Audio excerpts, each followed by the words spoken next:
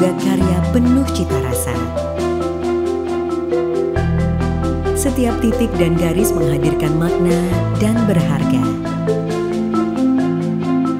Kami persembahkan batik-batik istimewa hasil karya 30 IKM Batik Jogja dalam JIBB, Jogja International Batik Biennial 2021.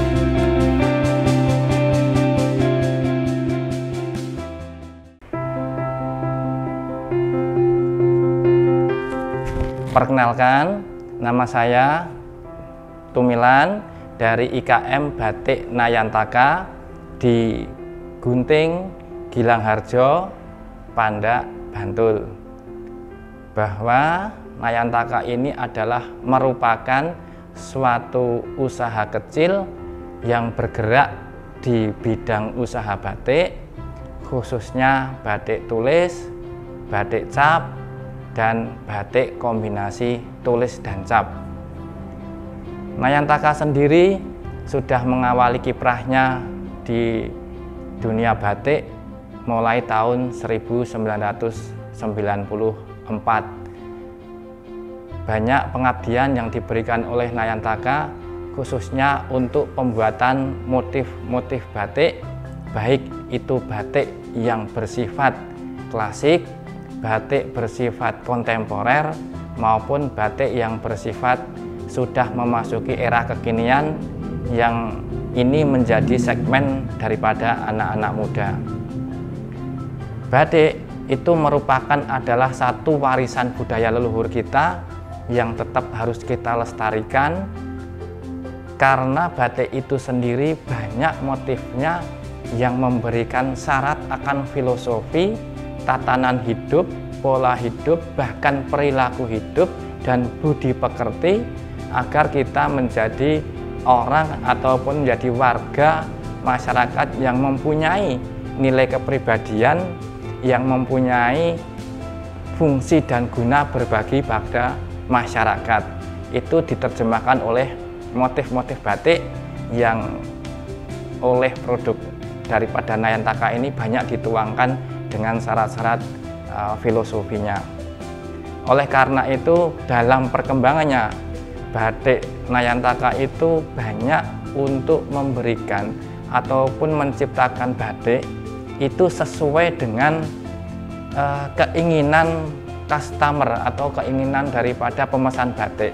Jadi bukan batik itu datang ke kita terus kita berikan sodori motif-motif batik, itu awalnya seperti itu, tapi nanti juga bisa bahwa apa yang bisa kita bantu untuk menjadi hal yang bisa menyenangkan ataupun bisa puas daripada konsumen batik itu sesuai dengan selera dirinya sendiri, yaitu adalah batik yang bermanfaat sesuai dengan katakanlah kalaupun seperti contoh di kompani atau di perusahaan itu dengan logo, ataupun bisa juga dengan katakanlah warna kebesaran satu perusahaan, itu bisa kita sisipkan atau kita buatkan motif sehingga nanti akan mempunyai motif yang beda menjadi karakteristik daripada satu usaha atau kompani yang bersangkutan.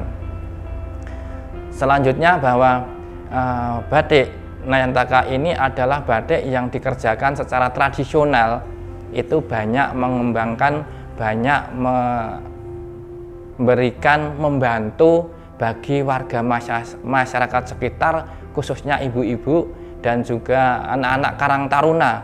Dalam hal ini adalah bagaimana untuk bisa berkontribusi untuk menciptakan satu lapangan pekerjaan secara di tingkat pedesaan, sehingga nantinya harapannya bisa meningkatkan taraf hidup masyarakat pedesaan. Nah, produk-produk unggulan tadi yang kita sampaikan di atas adalah bagian daripada pemikiran untuk sumbangsih kita menjadikan batik ini menjadi bagian daripada dunia kita untuk berkontribusi, bahwa kita tidak hanya menikmati tinggalan daripada leluhur kita. Banyak kita ditinggali motif-motif batik oleh leluhur kita, ada parang, ada kawung, ada motif truntum, ada motif sekar jagat, ada motif sidomukti, sidoasih dan lain-lain itu adalah bagian daripada motif tinggalan daripada leluhur kita. Harapannya kita tidak hanya menikmati itu, tapi syukur nantinya kita juga bisa menciptakan motif baru, yang motif mana tadi bisa kita kembalikan atau kita berikan kepada anak cucu kita ke depan untuk gantian kita menjadi meninggalkan satu motif untuk generasi kita yang akan datang. Sehingga khasanah dunia batik, harapannya nanti motif itu banyak dan bervariasi sekali dan mempunyai fungsi yang sangat besar bagi kehidupan di masyarakat, baik fungsi ekonomi ataupun fungsi, katakanlah fungsi estetika dan etika dan tatanan hidup bermasyarakat. Sebagai contoh, produk Nayantaka adalah batik Jogja Istimewa. Ini adalah batik Jogja Istimewa yang mana merupakan bagian daripada kegiatan untuk menciptakan motif baru. Ini adalah batik yang menceritakan tentang sangkan paraning dumadi, asal muasal manusia, dari tidak ada menjadi ada, dan perjalanan hidupnya sampai menjadi kembali tidak ada lagi. Seperti contoh dalam hal ini adalah bagaimana manusia itu diilustrasikan itu seperti bahwa Keraton Yogyakarta ini adalah dilihat dari sisi sumbu imajiner. Sumbu imajiner adalah letak posisi Keraton Yogyakarta ditarik lurus dari Gunung Merapi, Keraton Tugu Golonggilik, Keraton Ngayogyakarta Hadiningrat, Keraton Panggung Krapyak, dan Keraton Laut Selatan.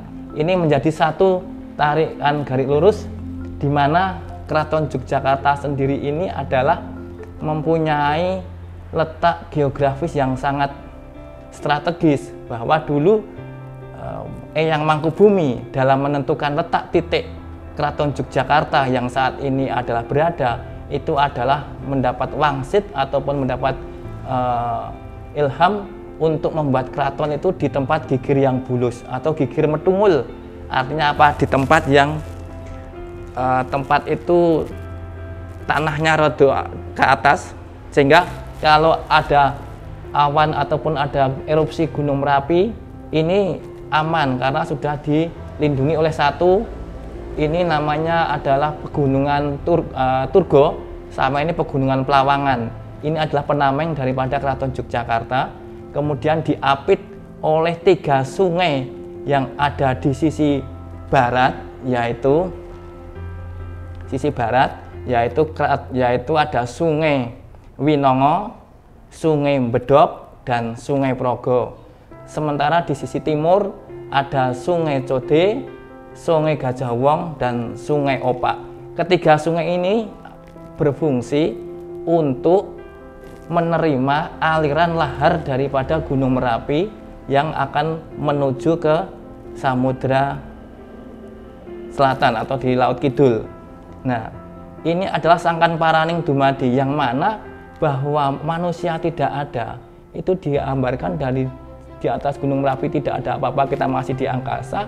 Kemudian dari Merapi perjalanan kita itu adalah diroh dan dilahirkan di Golonggilik, di Tugu Golonggilik, yang mana kita menggenggam janji kepada Tuhan Yang Maha Kuasa pas waktu kita dilahirkan untuk mempunyai janji pada Tuhan bahwa kita akan mempunyai nilai atau peradaban berperilaku baik.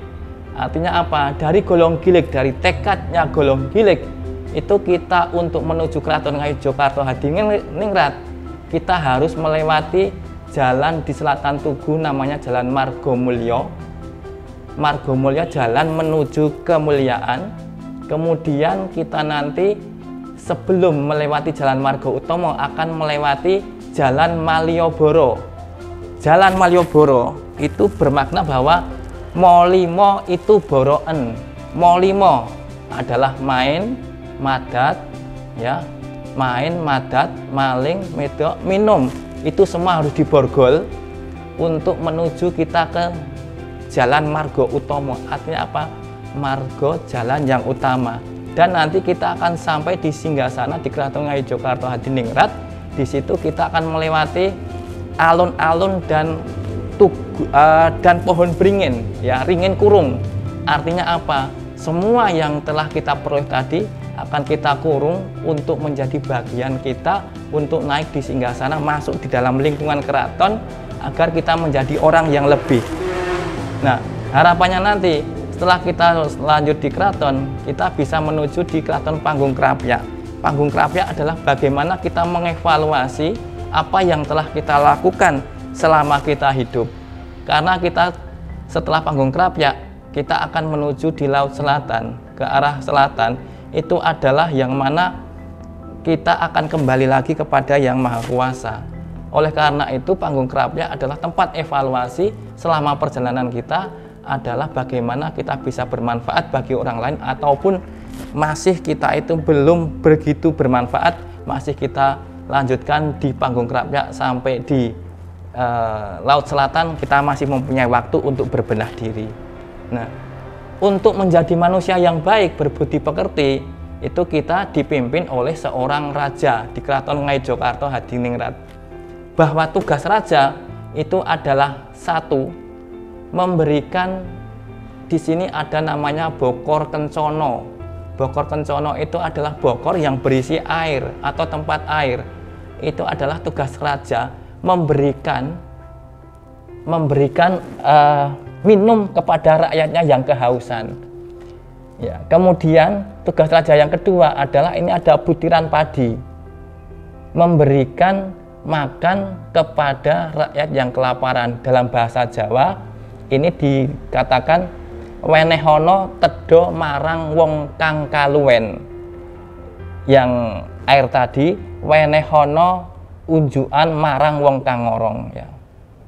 Ini tugas raja. Kemudian dilanjutkan tugas raja yang ketiga adalah di sini ada teken, ya.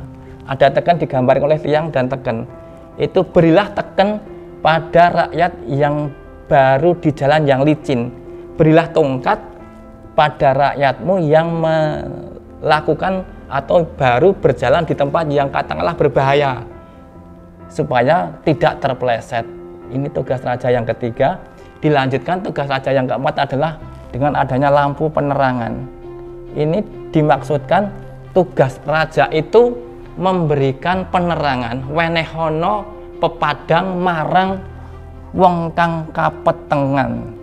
Berilah penerangan kepada rakyatmu yang baru menderita kesusahan, kesulitan hidup, dan dalam menjalankan kehidupan sehari-hari mengalami susah. Itu tugas raja memberikan penerangan.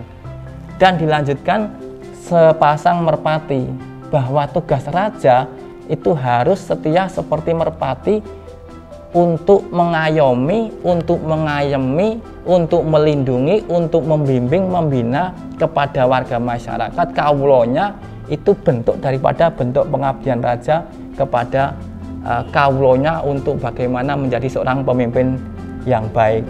Semua tergambarkan dari batik Jogja Istimewa, baik secara tampilan itu adalah ditampilkan secara sumbu imajiner Keraton Yogyakarta. Secara filosofi ini adalah sangkan paraning dumadi, ataupun asal muasal manusia dari tidak ada menjadi ada, kemudian menjadi tidak ada lagi, dibarengi dengan evaluasi. Semuanya harus menjadi tahapan-tahapan proses-proses ini tadi selalu kita kaji dan kita evaluasi agar kita bisa mempunyai nilai budi pekerti yang baik di tingkat masyarakat. Selanjutnya, batik Jogja Istimewa ini adalah menjadi satu khasanah ataupun motif baru, yang mana batik Jogja Istimewa ini adalah karya daripada beliau Gusti Kanjeng Ratu Mangkubumi. Ini adalah karya Gusti Kanjeng Ratu Mangkubumi bersama pengrajin yang ada di Kalurahan Gilangharjo. Oleh karena itu, untuk kesemuanya tentu ini adalah banyak hal yang disampaikan oleh beliau terkait dengan filosofi, terkait dengan motif. Ini adalah bagaimana beliau memberikan ataupun memberikan motif ini untuk sama-sama bisa berguna bagi masyarakat. Secara resminya bahwa Batik Yogyakarta ini, Batik Jogja Istimewa ini telah diakui dan beliau disahkan, ditandatangani oleh beliau Gusti Kanjeng Ratu Hemas di Gilangharjo pada beberapa waktu yang lalu. Oleh karena itu harapannya bahwa Batik Jogja Istimewa ini bisa menjadikan satu khasanah pemikiran baru khususnya bagi teman-teman kita yang berusaha ataupun bekerja di bidang batik. Jangan hanya kita untuk selalu mencipta motif ataupun mengikuti ataupun selalu menikmati hasil nenek moyang ataupun menikmati hasil tinggalan leluhur kita saja, tetapi bagaimana nanti kita juga bisa mempunyai kontribusi untuk memberikan ataupun menciptakan motif-motif baru ya.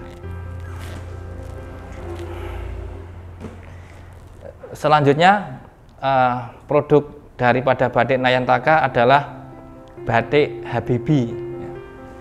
Batik Habibie ini embrional awalnya adalah pesanan daripada beliau Profesor Dr. Engineering Profesor Dr. Habibie pas beliau sudah purna daripada kedinasan, sudah tidak menjadi pengampu di negeri ini, dan beliau sudah memasuki usia sepuhnya, itu beliau masih mempunyai kepedulian terhadap satu karya yang mana beliau tertarik untuk membuat batik dengan jati diri ataupun kekhasan beliau itu sendiri. Waktu itu beliau memberikan clue untuk membuat batik Habibie ini, bahwa batik Habibie ini diawali dari clue yang waktu itu hanya diberikan satu, clue-nya adalah cinta sejati, dua, semangat, kerja keras, gigih, dan yang ketiga adalah dirgantara. Nah, dari tiga clue tadi itu menjadi satu pemikiran kita bersama untuk bagaimana mewujudkan satu bentuk motif yang dikehendaki oleh beliau. Sehingga sebelum terwujud batik seperti ini, tentunya kita selalu mondar-mandir, selalu konsultasi dengan beliau bagaimana motif yang sesuai melalui tim-tim beliau yang dikirim ke Yogyakarta. Nah, kemudian daripada clue tadi kita terjemahkan satu, bahwa diawali daripada tadi adalah cinta sejati, itu adalah kita gambarkan dengan angsa. Angsa ini badannya cuma satu, tetapi kepalanya dua. Ini menggambarkan bahwa cinta beliau, Pak Habibie, itu hanya satu, katakanlah dua raga, ya, dua kepala, tapi jiwanya satu, yaitu antara Ainun dan Habibie itu menyatu jiwanya, tetapi raganya tetap dua. Digambarkan oleh angsa yang berbadan satu tapi berkepala dua ya. Itu adalah semangat ataupun cinta yang dibangun oleh Habibie kepada Ainun. Kita terjemahkan seperti itu dan diterima oleh beliau untuk kita aplikasikan dalam bentuk satu motif kain. Kemudian untuk semangat, kerja keras, gigih adalah kita lambangkan seperti tangga yang kita buat seperti parang tangga. Adalah ini bagaimana parang tangga ini untuk menuju angkasa, di mana di angkasa itu kita ataupun dirgantara itu kita simbolkan dengan mega, adalah ini ruang angkasa, ruang dirgantara yang mana itu letaknya di atas, dan kita untuk menuju ke sana harus melalui tangga dan tahapan-tahapan. Diawali daripada tangga yang paling bawah, tangga kedua, dan selanjutnya adalah merupakan bagian daripada proses kita untuk menuju satu kesuksesan yang lebih tinggi, harus diawali oleh proses kehidupan yang ada di bawahnya. Itu tahapan-tahapan itulah yang menjadi semangat kerja kerasnya beliau untuk menuju dirgantara, untuk menuju angkasa. Sehingga apa yang menjadi pemikiran beliau tentang kedirgantaraan itu kita terjemahkan di dalam bentuk batik yang bermotif mega ataupun awan, yang mana awan tadi tentunya saling bersinambungan, saling keterkaitan. untuk bisa menjadi satu kekuatan yang besar. Di Dirgantara itu adalah harus ada keterkaitan dengan yang lain. Oleh karena itu, dari cinta sejati, semangat kerja keras tadi dan Dirgantara, beliau di masa ujurnya, di masa tuanya itu digambarkan kejiwaannya seperti kembang cangkok Wijaya Kusumo. Ini adalah lambang simbol ketentraman batin. Jadi jiwa beliau, batin beliau itu sudah tentram di masa tuanya karena beliau merasa bermanfaat di masa hidupnya, dari muda sampai masa tuanya itu benar-benar dicurahkan untuk kebersamaan, untuk kehidupan bersama, mengabdikan diri secara total, dan untuk kepentingan secara kecil, lebih-lebih kepentingan secara besar di secara skala nasional. Sehingga ini digambarkan oleh kembang cangkok Wijaya Kusumo, ketentraman beliau selalu tersenyum walaupun dalam artian fisiknya sudah rapuh, fisiknya sudah tidak bisa lagi kuat seperti dulu, tapi jiwanya penuh dengan senyum. Ditambahi dengan ketentraman ataupun truntum adalah lambang ketentraman yang menggambarkan kepribadian B.J. Habibie waktu masih hidup di masa tuanya. Sehingga dengan batik ini ternyata waktu itu beliau menyambut dengan gembira, dan ini dijadikan menjadi batik kebanggaan beliau. Pada waktu itu selalu dipakai untuk setiap kepentingan ataupun setiap kegiatan yang beliau lakoni waktu itu.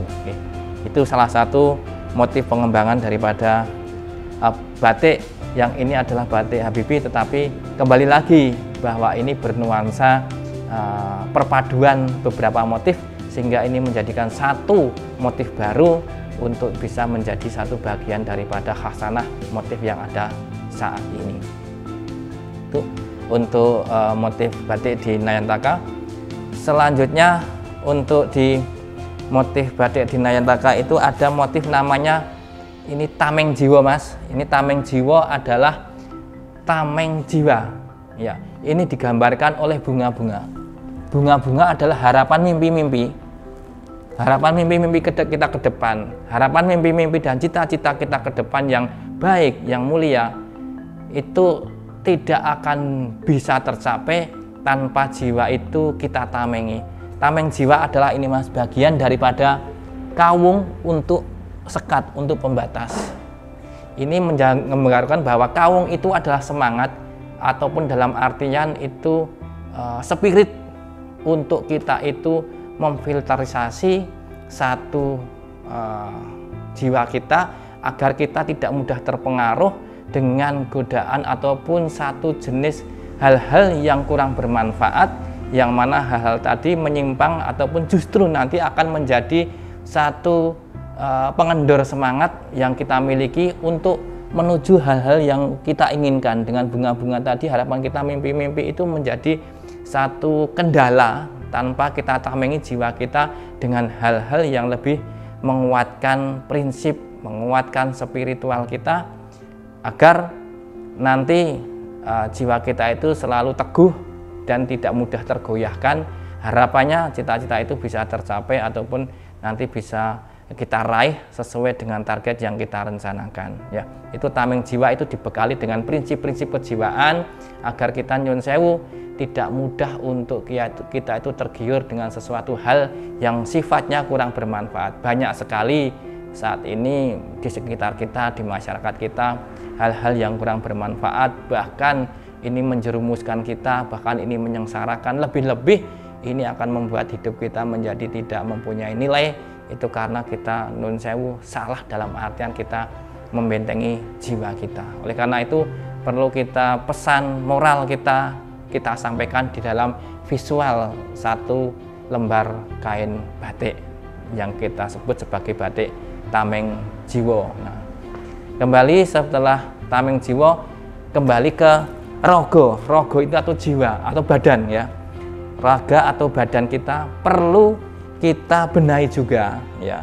Ini di sini kita titip pesan melalui bahan batik ataupun melalui pesan satu kain batik, yaitu dengan motif batik namanya jahe selawe.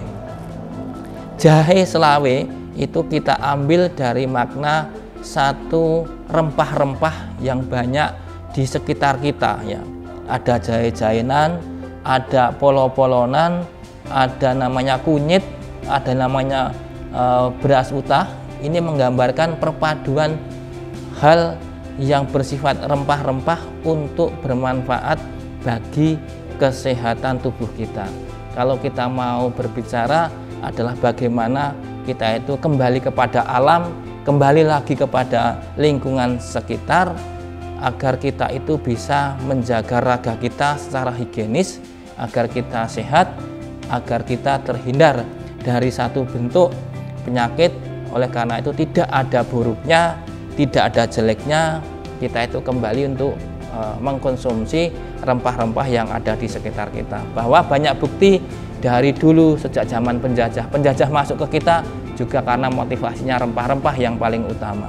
Sehingga rempah-rempah ataupun polo-polo ataupun yang namanya polo-polo yang ada di sekitar kita itu benar-benar mempunyai nilai fungsi untuk kesehatan raga kita. Harapannya motif batik Jahe Selawe ini bisa diterima oleh kalangan, khususnya ini adalah anak-anak muda, karena tidak terlalu pakem dengan batik-batik yang bersifat klasik, tetapi ini adalah pengembangan daripada batik-batik yang bersifat kekinian, batik-batik yang bersifat dinamis, baik dari segi tampilan motif, baik dari sisi tampilan warna, ataupun daripada kombinasi perpaduan cantingan besar dan kecilnya, keserasian keharmonisasian motif, warna, dan juga pembagian bidang dalam satu bentuk kain. Ini juga kita buat menjadi batik yang bersifat potong ataupun pola bebas, sehingga ini tidak terikat oleh satu pola tertentu, sehingga ini bersifat sangat dinamis, dipakai di setiap kapan saja, waktunya kapan saja. Ini akan selalu mengikuti waktu pemakainya, tidak akan lekang oleh usia, umur, ataupun katakanlah tingkatan-tingkatan strata. Semuanya bisa untuk katakanlah memakai batik pada Jahe Selawe ini gitu. Untuk selanjutnya adalah ini Milo. Milo ini adalah bagian daripada penyekatan. Ini menggambarkan batik Milo adalah batik yang kita ilhami daripada kerukunan antar warga bermasyarakat yang dipisahkan oleh garis. Garis-garis ini adalah menggambarkan pemisahan ataupun perbedaan yang ada di masyarakat, baik itu rumpun, baik itu adalah agama, baik itu adalah status, ataupun mungkin lebih bisa dikatakan kesukuan. Tetapi ini juga digambarkan satu perpaduan yang mana ini menggambarkan satu perbedaan di mana-mana, tetapi bila kita satukan menjadi satu, kita wadahi, akan menjadi satu hal yang baik dan indah. Harapannya ini seperti negara kita, bahwa kita menjadi pembeda, banyak hal sekali perbedaannya, tetapi bagaimana kita bisa rukun, kita bisa damai, agar bisa kuat dan bisa serasi dan harmonis. Kita tuangkan di dalam bentuk model batik Milo. Oleh karena itu Milo ini menjadi satu pesan moral kita agar kita bisa hidup rukun, berdampingan dalam masyarakat yang berbeda latar belakangnya, yang berbeda statusnya, yang berbeda ekonominya, tetapi kita bisa harmonis dan serasi untuk bisa hidup bersama-sama dalam hal semua yang kita tuju adalah semata-mata hanya untuk peribadahan kita. Hidup hanya untuk ibadah, dan dalam artian kita bisa bermanfaat bagi orang lain. Satu pesan dari batik Nayantaka adalah bagaimana kita bisa berkreasi, kita setiap profesi di dunia batik agar kita bisa bermanfaat bagi masyarakat luas, bagaimana kita bisa bermanfaat bagi anak cucu kita ke depan. Salam canting, Jogja, kota batik dunia.